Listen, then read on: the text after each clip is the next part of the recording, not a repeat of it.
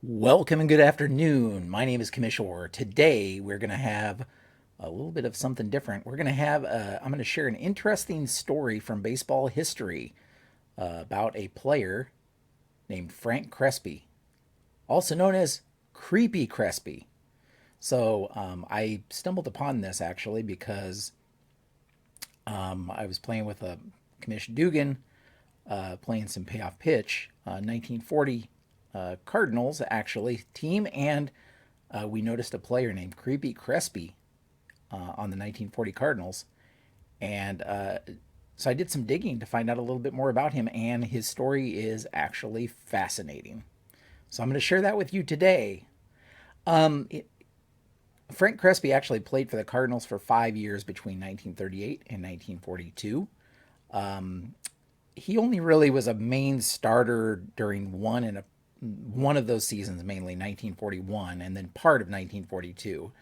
And in 1941, when he started appeared in 146 games, he hit 279 with 4 homers during that season. All four of his career home runs came during the 1941 season.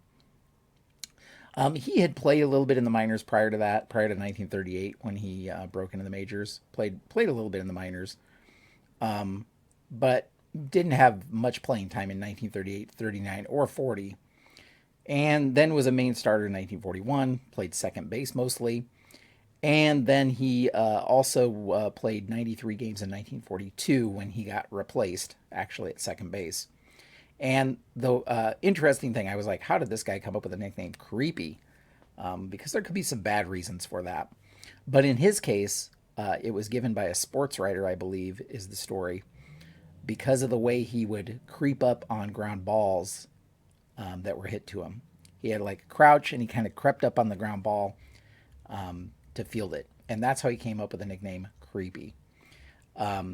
So I was willing to let things stand at that. I mean, again, 5 year career.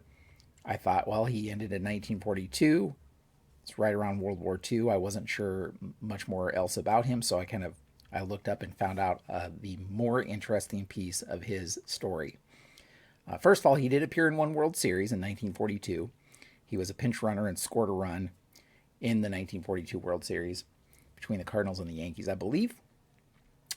But it was his time after his career that was really interesting. He was drafted into the Army in early 1943.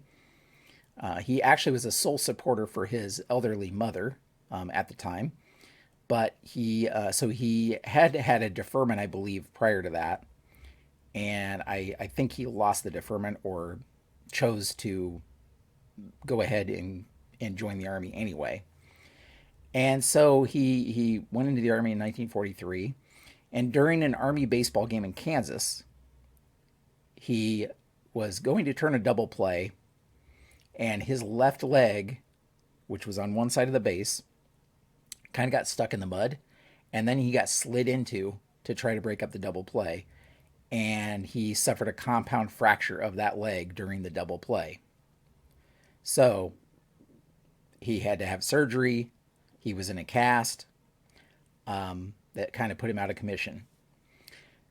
Later, he broke the same leg during an impromptu wheelchair race, apparently, while he was in the hospital. So he was being pushed by another person in the hospital, I guess. And I think they almost ran into somebody kind of came out in front of them, and so he kind of pulled up short, and Crespi like fell out of the wheelchair and rebroke the same leg again. So he was still in the hospital recovering from that when a nurse applied close to 100 times the amount of boric acid to his bandages as she should have, which caused severe burns on his leg and left him with a permanent limp. So, broke his leg playing baseball in the Army in Kansas, broke the same leg in a wheelchair race. The nurse applied too much boric acid to the bandages, causing more damage to that leg. Overall, he had to have, I think, close to 24 operations on his leg to try to repair it. So he gets out of the hospital, and the baseball pension became a thing in 1947. But in order to qualify for the pension, you had to play after, I think it was April 1st of 1947. And so Crespi tried to get jobs as a coach, but never could get hired because he wanted to qualify for that pension. So, unable to get a coach's job, he ended up working for McDonnell Douglas as a budget analyst, of all things. And he worked there for 20 years before he retired. I think he retired in the early 80s. That's when he realized or came to discovered that he had not been retired from baseball, but had been instead placed on the disabled list. So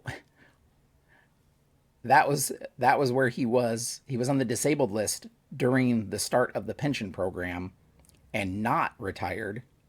Therefore, it did entitle him to the major league pension.